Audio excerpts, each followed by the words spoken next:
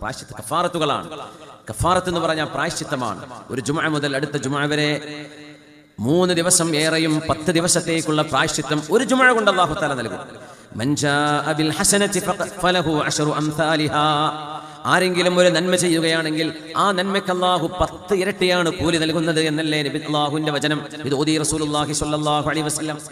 അല്ലാഹുവേ, ജുമുഅക്കുള്ള കൂലിയാണ്. പെണ്ണുങ്ങളെ സംബന്ധിച്ചിടത്തോളം അവരുടെ വീടുകളിലെ ഏറ്റവും സുരക്ഷിതമായ ഇരുട്ടുള്ള റൂമിൽ അവർ നിസ്കരിക്കുന്നതാണ് പുരുഷന്മാർ പള്ളിയിൽ പോയി നിസ്കരിക്കുന്നതിനേക്കാളും അവർക്ക് കൂലിയെന്ന് ഹബീബുനാ റസൂലുള്ളാഹി സ്വല്ലല്ലാഹു അലൈഹി വസല്ലം. നിസ്കാരം ജീവിതത്തിന്റെ ഒരു ആനന്ദമാണ്.